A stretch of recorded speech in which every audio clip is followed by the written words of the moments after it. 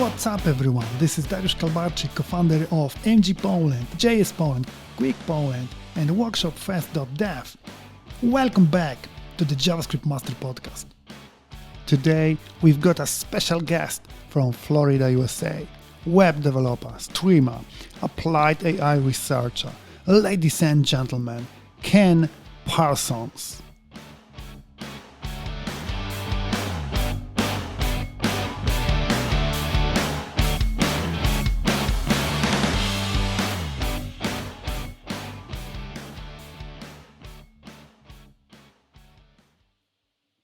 Hi Ken, how are you? I'm doing well. How are you? Yeah, thank you. So, for those who don't know you yet, please tell us about yourself and what do you do for a living? Sure. Yeah, I'm the lead software developer for a company here in Florida that focuses on marketing. So a lot of what I do is web development. And when it's not web development, a lot of what I'm doing is some backend stuff in Node to manage things like running our phone systems and stuff like that. And it's a lot of fun. It's a great place to work. How did your adventure with Qwik begin? I found out about Qwik from the video that Fireship did a few months ago, I think in late August of last year or something like that. And he has great videos. He did 100 seconds of Qwik, and I was just really captivated by the completely different model. And I'd been using React for a while, and I had seen a lot of frameworks, of course, as we all do. There's a new JavaScript framework every day. But I saw that video, and it just really caught my attention, even though a lot of other ones really hadn't. And so I looked more into it. I started tinkering with it. I remember putting up the first simple little app and just going, yeah, that was Qwik. And so not only was it Qwik, but when I was first writing out the code, being in JSX was really nice for me coming from React. And so it was pretty easy to get into as well. And so now here I am. Yeah, that's true. It's very easy to start. And this app is totally different. It's a different philosophy, different thinking, and it works. It works very well. So absolutely. Yeah. Do you think that Qwik is ready to be used for production apps? It's a really good question. I think that's actually two parts, because one part of being ready for production is if you deploy the code, are you going to get crazy runtime issues and your user experience would be affected? To that end, I say absolutely. And I'm standing by that. I'm actually working on a production app right now at work. So day in and day out, I'm building and using Qwik, and I have to rely on it working. And I've had no issues with that, despite it still being in beta. So I think in that sense, very much ready for production, even though it's still in beta. The other side of that question, I think, is, large teams, right? And from the developer experience for particularly large teams, or if you're working together, maybe you're part of an enterprise. In some senses, I think it's not ready for that yet, because it is still in beta. There's going to be changes, necessary changes, as they're refining, getting the APIs right, getting the functionality right. And as they do that, they are good about trying to avoid breaking changes, but when necessary, there will be some, usually for the sake of some really good new features. But if you're on a large team and you're starting to roll this thing out, if it move a little slow sometimes, if a month or two to roll a new thing out, and by then maybe the feature has slightly adjusted, that's a little too rough for some of those. But if you're on a smaller team and you can be a little flexible and you can handle that, then I think it's, as far as the performance and how it works in the wild for users, it's absolutely production ready. Can you tell us a little bit more about the app you work? Yeah, absolutely. So it's the core premise of what we're doing is for people who do Medicare insurance here in the U.S., the agents that do that, of course, they're looking for clients for new business, and then people who have it need help understanding it, or how to enroll and things like that. And so we have traditionally been in the business of generating leads for these agents, but where we're moving now is connecting them via setting up in-person meetings. So there's a few complexities involved where we have to, first of all, get the customer interested. We have to allow them to sign up and pick a time. We have to integrate that with the agent's calendar to know what times are available. And we have different agents available in certain zip codes because it's geographically limited to where they are. So there's a lot of moving parts. Not all of it isn't Qwik, but there's a lot of moving parts there. And a lot of what I've been doing here was focused heavily on the dashboard for our internal staff to use to manage all of this. So to see the appointments, to mark them, mark their status, to be able to send group texts. It also includes a soft phone so they can call out and receive phone calls. And so it's definitely on the more like web app side of things, not like website. There's not a ton of different pages, just a lot of interactivity. So it was like a perfect fit for Qwik, being so interactive especially. What do you see as the biggest challenges facing this very innovative framework? There's a lot. I mean, adoption, right? It's tough because if people have legacy apps that work kind of okay, that's painful to move to anything new, no matter how good it is. So that's going to be the big thing. I think it's just adoption. It's tough out there, and I'm sure as all of us have experienced, it's nice when you can move incrementally, if you can try a little bit at a time. Yeah. And so I think if they work on making that a little bit easier, that could go a long way too. So where to start? Where should a novice start learning, and what should be paid special attention to? That's a really good question too, because I think if we think about novice in what sense, like just new to Qwik, but they've been developing for a while, or are brand new to development in general, or what would you classify? I think brand new to development. I'm a big proponent of the fundamentals too. So even before you worry about frameworks, make sure, build a simple little web application specifically without touching a framework. So then at least that way you also know why it's so nice, why we use frameworks. If you've ever, of course, had to do that before, where you try to write interactive pages and run vanilla JavaScript, you end up kind of accidentally hacking together your own framework of the way you do things, and you realize, okay, I don't want to do that ever again. That's why we use frameworks. But to answer that question as practical as possible, I would say to that dev who's new as well and they want a job, I have to be real about it and say it'd be good to learn React and Qwik side by side. Because in the marketplace right now, you're probably not going to find a lot of Qwik jobs. Not yet, right? Not yet. Change very soon, exactly, but in the meantime, React is incredibly popular, but also you'll be learning, if you're new to dev, you'll be learning a lot about not only your fundamentals, but also JSX is a big portion of kind of how you write apps. And that's going to be very similar to both of them. So you could be practical and learn React, but also learn some Qwik along the way as you're doing that. How is it like writing an application using Qwik compared to writing the same application in other frameworks? Yeah, just like the developer experience and what it feels like in the mental model and all that. I haven't really experienced a lot of other frameworks besides React. So most of my experience was just either writing React, including like in the context of Next.js as well. And then otherwise just working in like vanilla HTML and JavaScript, just fundamental stuff. So that's the perspective I have. And so for someone coming from React, it was pretty seamless. Like that was one of the first things that stood out to me. I think whenever I would go to look at a new framework, oh, that's interesting, let me go check it out. The first thing that always kind of like felt like a barrier was this new way of just templating the basic stuff out. How do I take an array with a little bit of data in it and then model that as a few divs on a page? JSX still I still like the fact I like that React made that choice in the way they did that, because it really does feel like I know how to do map on an array. Okay, so then I can return I have some special markup that signifies this will be a div.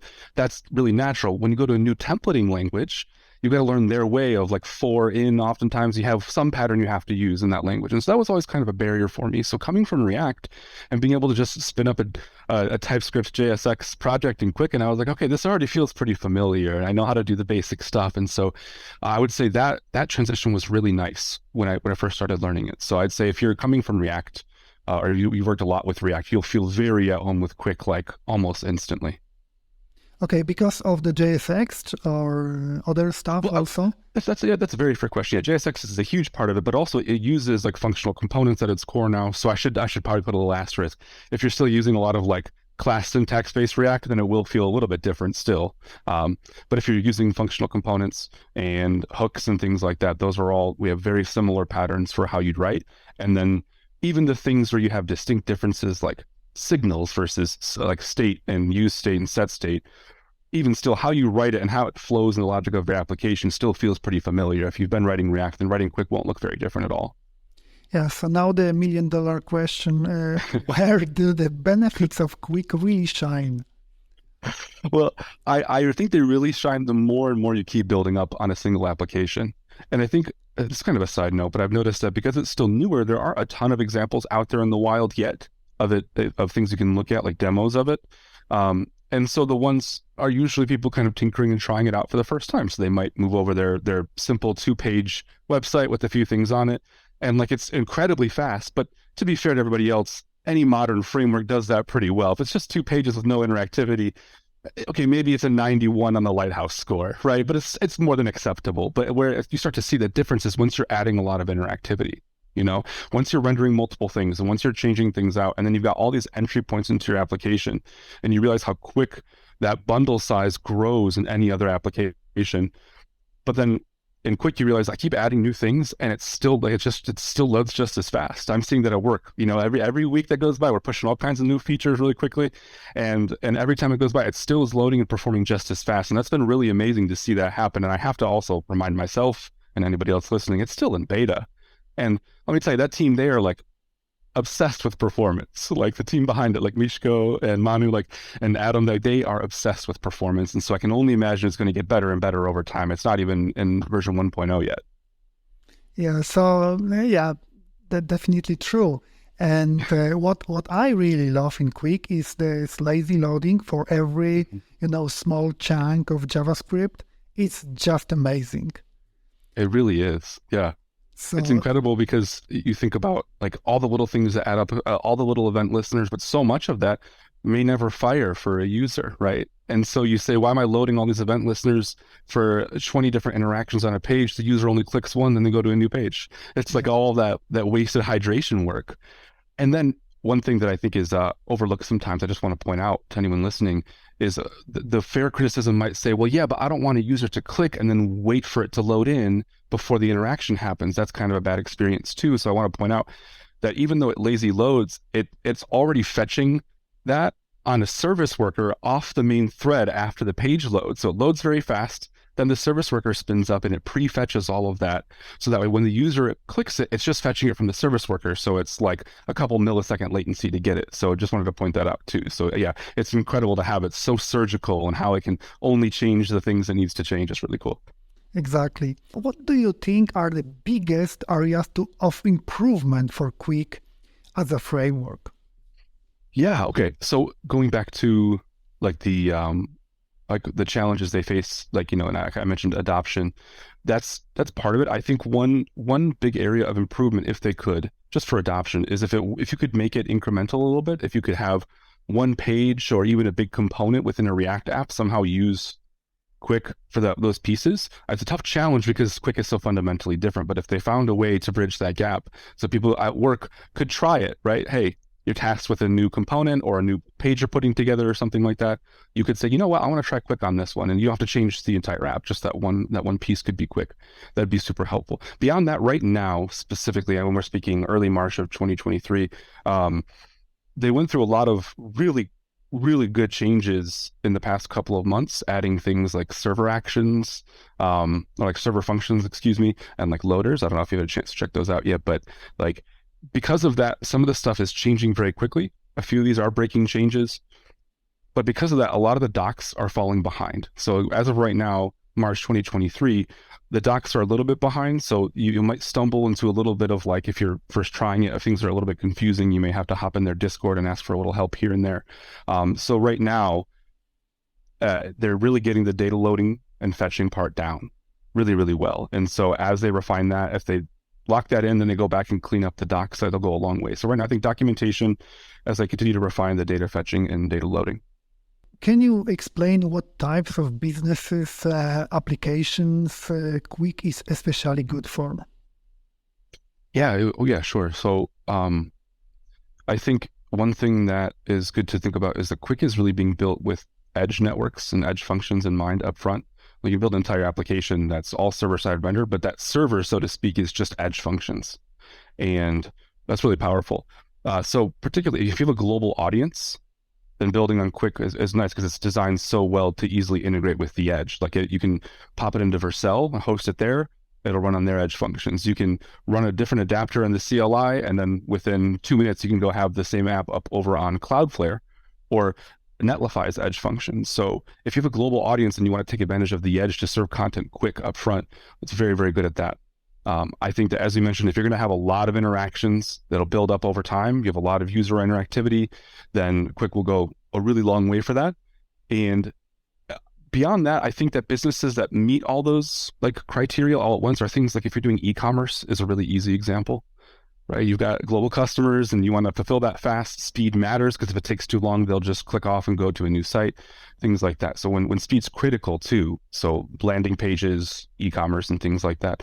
But really, I would say it's great for simple websites too. It's just that maybe it's not worth the complexity. If you've just been uploading HTML files to your like GoDaddy or whatever host of choice that you've got, and you're just uploading HTML files for a simple blog, you probably don't need all of the extra power that comes with Qwik. But virtually any other app that even starts to get a little bit of interactivity would benefit a lot from it. You're listening, JavaScript Master Podcast.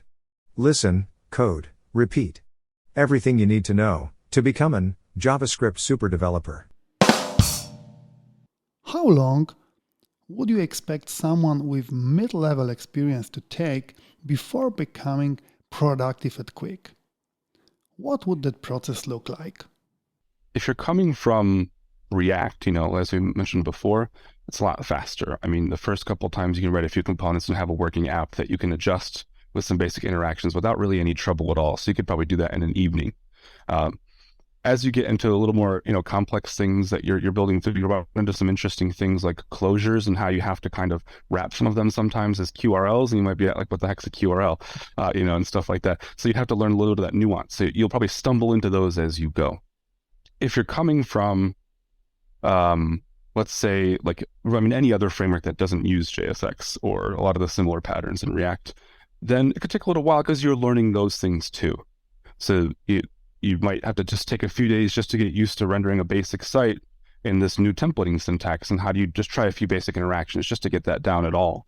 And then the idea of maybe using hooks feels a little bit odd if you're used to a lot more class styles and a lot more like object-oriented programming. It's a little bit different to start to really shift this perspective. So that could take quite a little while to get used to. So, but I'd say if you're a mid-level dev and you're committing a good amount of time to it, in terms of, let's say you wanted to build a small personal site with it, and you've not touched Qwik at all at the start of this project, within a few weeks, you'd probably have a working site that can do some interesting things. So it's not too long, but it depends a lot on what your background is. If you're working in React, then you could probably, if you're listening to this right now, you could go hop and try it and probably have a working app within an hour.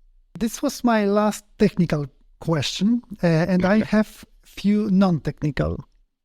Sure. So what kind of person is Ken? How do you see yourself? Well, I'm a pretty silly guy. I code way too much. I enjoy it a lot. But I just want to work on cool stuff and build interesting things. And I'm excited to see where the world goes, especially with all of the AI developments that we've had. So it's kind of a scary but exciting time. So I see myself as someone who's along for that ride. Okay. AI is a little bit scaring you? Yeah, a little bit. It's like 5% scary, 95% exciting. Yeah. I feel the same. So what do you have? Do you have maybe some hints regarding self-organization? I'm a terrible person to ask about that. Yeah. I struggle with that too. Yeah, if you have any, or the listeners have any, please let me know. I'll make it I'll answer in sort of a cheesy way as far as code goes. Like, I just like to keep things functions relatively small, use names that make sense, and think about when you're looking at the folders of a project, that, if someone who's looking at it for the first time, what would their journey be from the root directory down? And I'll make it a code organization question instead, since that's the only way I can really answer that. So the answer is simplicity? Yeah, basically, yeah. Basically, okay. Do you have any favorite hobbies? Since I've lived in this city here in Florida, it's a beautiful city, so I've kind of gotten just a general hobby of going downtown, exploring. There's a lot of local businesses, so like on the weekends, it's nice to just go out and see some of the shops and really just see a lot of people, especially after being locked up for a couple of years. It's nice to go out into the world again. So I don't have any specific things other than just developing. You said you got too much, but what about your work-life balance? Well, I'm pretty fortunate in that where I work, they're pretty good about that. They respect that fairly well. If you put in good work, they're not the kind that are always asking you to, be on call 24/7. Maybe over the course of a week or two for a brand new project or something that's just rolling out and it's really important. So in my case, I'm fortunate there, but I will say that a lot of it is how you set boundaries too. And I'm sorry, let me back up for a moment and say it's actually two questions, because one is like, are you permitted to have work-life balance like by your employer, but you choose not to because you can't help but overdo it? That's a different thing to manage.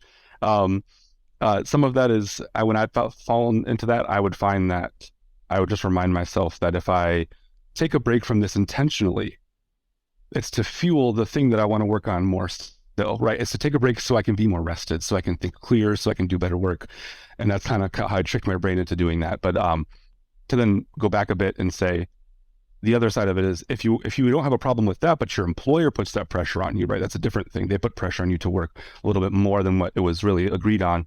It's about, I think, setting healthy boundaries. If you're a little more introverted, a little more passive, a lot of times you don't want the confrontation, so you just do it so you don't have to deal with it. And I think you should take that very seriously, to grab that as early as possible and take that as a serious challenge to work through that and make sure that you find healthy ways to, in a friendly manner, set that boundary so you don't find yourself like working 60 hours a week for 40 hours pay, Yeah, definitely. Any sport favorite activities? I'm not a huge sports guy, but I'll say, as far as if I wanted to go watch a sport live, my top choice would definitely be hockey. Okay. So the last question, the book you can recommend to our listeners. It can be about programming. It can be about anything else. Okay. It's funny because so much of the content we even read these days is just online, right? So you've got it's like articles and things. So I think about a book, I'll try to use book. It will end up actually being programming related, but a good book that I really like is Refactoring by Martin Fowler. In the second edition, he did the whole book in JavaScript. So you see some really good examples of simple ways to start like taking on code bases that are tangled, which is really nice, because oftentimes especially, let's say you get a new job, congratulations, now you get to walk into a code base where the person who last wrote that code left 2 years ago, and no one can read it, and everyone dances around it. That book is very, very helpful at learning how to manage that in a practical way. So a high recommendation for that. Perfect. Okay, Ken, thank you so much. Great conversation, and hope to see you next time. Maybe on Qwik Poland. We will see. Yeah. Yeah. Thanks so much. Thanks for having me. I really appreciate it. Thank you so much.